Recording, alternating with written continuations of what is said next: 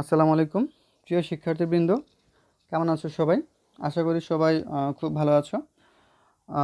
তোমাদের অষ্টম শ্রেণীর গণিত বইয়ের নবম অধ্যায়ের তৃতীয় ক্লাসে সবাইকে স্বাগতম জানাচ্ছি। তো গত ক্লাসে আমরা পিথাগোরাসের উপপাদ্যের বিকল্প দুইটি প্রমাণ আমরা প্রমাণ করেছিলাম। তো আজকে আমরা পিথাগোরাসের উপপাদ্যের বিপরীত উপপাদ্য নিয়ে একটু আলোচনা করব।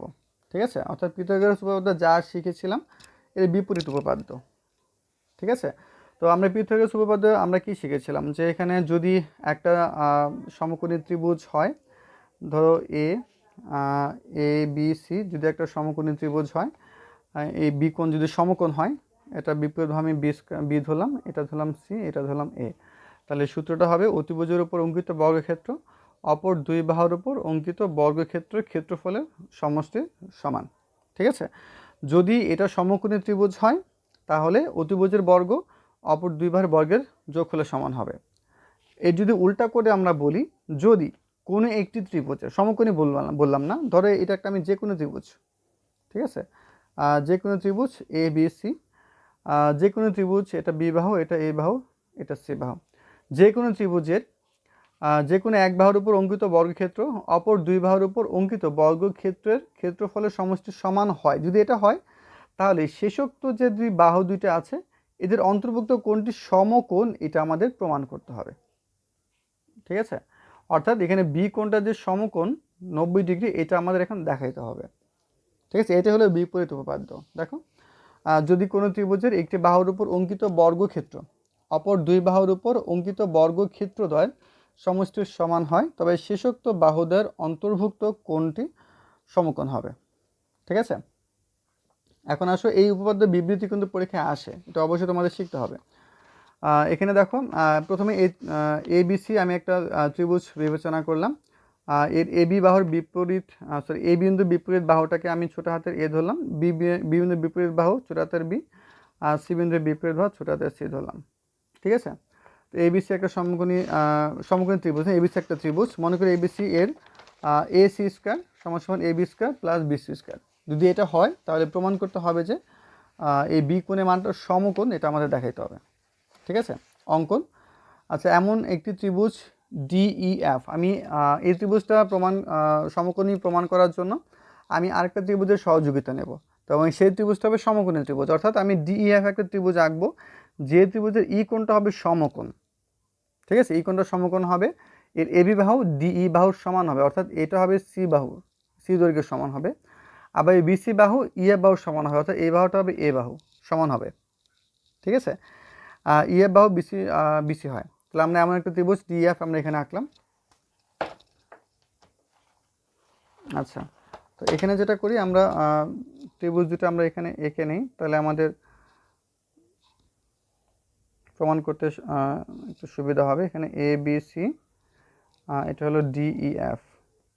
তোমরা পরীক্ষার সময় যখন একটা পেজ থেকে আরেকটা পেজে চলে যাবা, চেষ্টা করবা যে অপর পেজে যাতে চিত্রটা ছোট করে লিখে দেওয়ার জন্য, তাহলে পরীক্ষক যিনি দেখবেন তার জন্য এটা দেখতে খুব সহজ হয় আর কি। তো এখন আসো, ত্রিভুজ ডিইএফ, আমরা ত্রিভুজ ডিইএফ এই ত্রিভুজের ক্ষেত্রে এই কোণটা সমকোণ আমরা বলে দিয়েছি। ডিইএফ এ কোণ ই সমান এক সমকোণ, কোণ ই এর মানটা হবে এক সমকোণ। যদি ই এর মানটা এক সমকোণ হয় তাহলে আমরা পিথাগোরাস উপপাদ্য এখানে অ্যাপ্লাই করতে পারবো। ঠিক আছে, তাহলে এটা হলো ডিএফটা হলো এখানে অতিভুজ, তাহলে DF whole square equals to DE square plus EF square, DE square plus EF square. কিন্তু দেখো, এই ডিই এবং এবি তো সমান, এটা আমরা বলেই দিয়েছি, তাহলে ডিইর পরিবর্তে আমরা এবি লিখতে পারবো, ডিইর পরিবর্তে আমরা এবি লিখতে পারবো, এবি স্কয়ার। আবার এখানে ইএফ এর পরিবর্তে বিসি লিখতে পারবো, তাহলে ইএফ এর পরিবর্তে আমরা এখানে বিসি লিখলাম, বিসি স্কয়ার। এখন AB square plus BC square, এটা দেখো আমাদের কিন্তু বিশেষ নির্বাচনে এটা বলে দেওয়া আছে যে AB square plus BC square এটা সমান হবে এসি স্কয়ার। তাহলে আমরা এটার পরিবর্তে এখানে আমরা AB square plus BC square, এটার পরিবর্তে আমরা এসি স্কয়ার এখানে আমরা এটা লিখতে পারবো।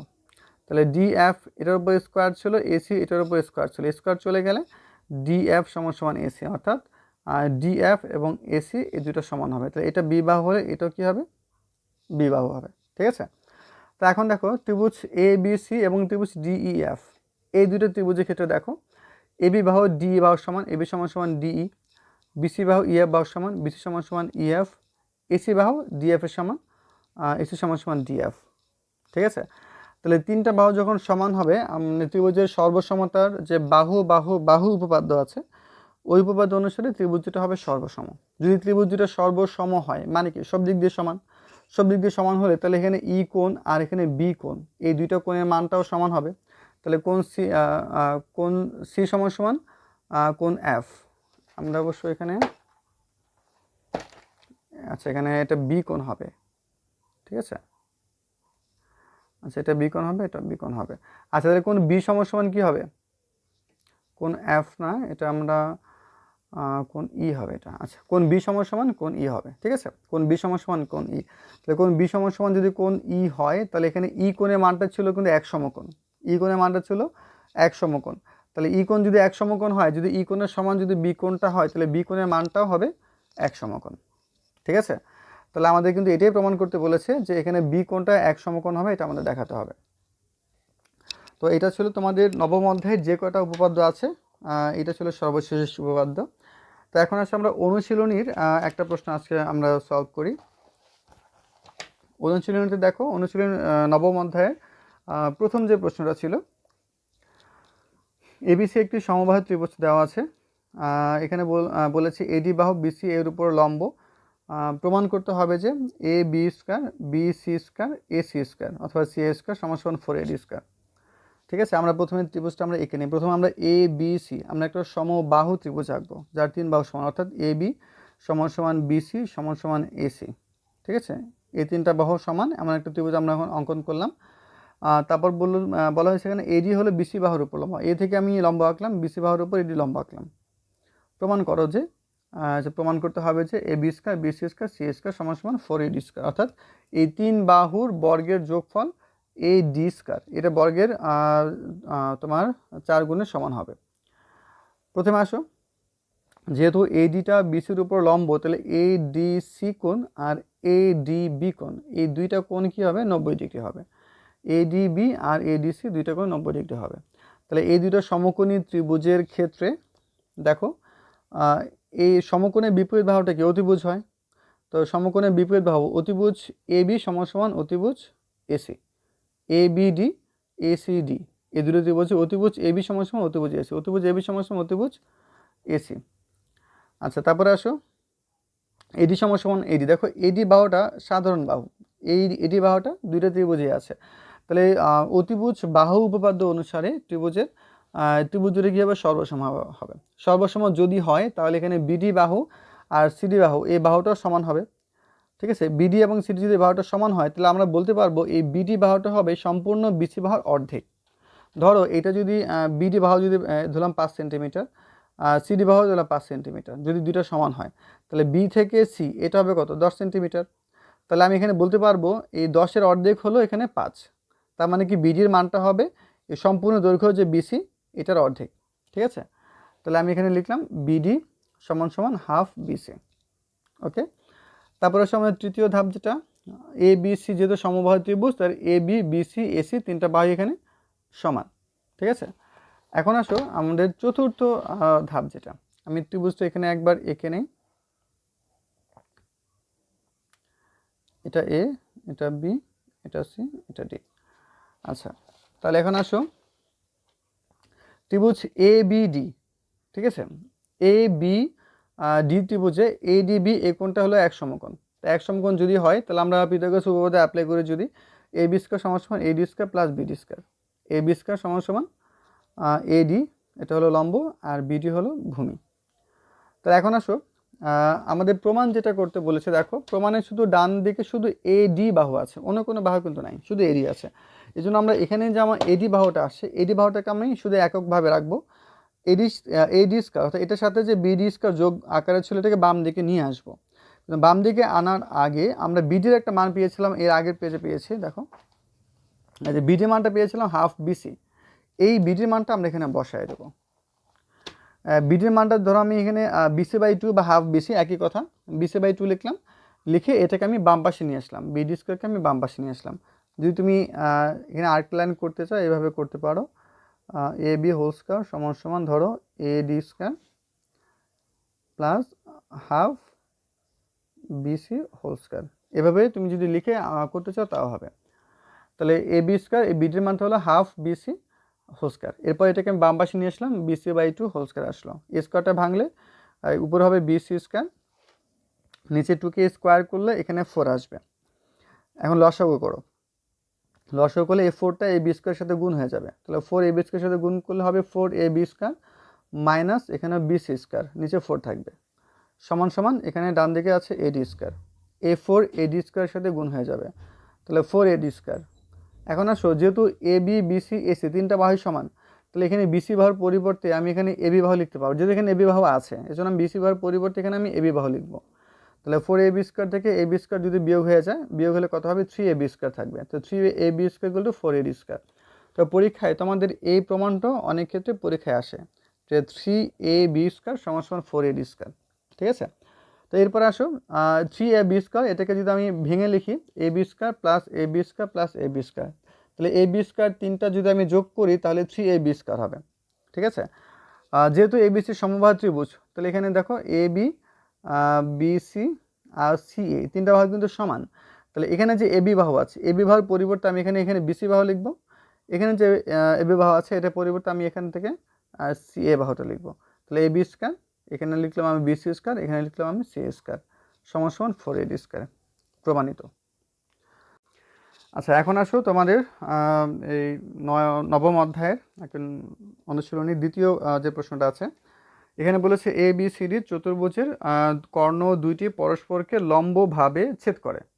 ঠিক আছে, এ বি সি ডি চতুর্ভুজের কর্ণ দুইটি, এখন ধরো এ বি সির আমি একটা চতুর্ভুজ লিখলাম, একটা হলো এসি কর্ণ, একটা বিডি কর্ণ, এই দুটো লম্বভাবে ছেদ করবে, অর্থাৎ এই কোণের মানটা হবে 90 ডিগ্রি।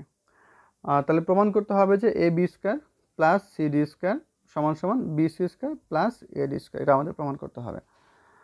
ঠিক আছে, বিশেষ নির্বাচন মনে করি এবিসি এখানে যা ছিল তাই লিখবে। এবিসি চতুর্ভুজের এসি বিডি কর্ণদ্বয় পরস্পরকে ও বিন্দুতে লম্বভাবে ছেদ করে। প্রমাণ করতে হবে যে A B square plus C D square B C square plus A D square. ঠিক আছে, এখন আসে প্রমাণ।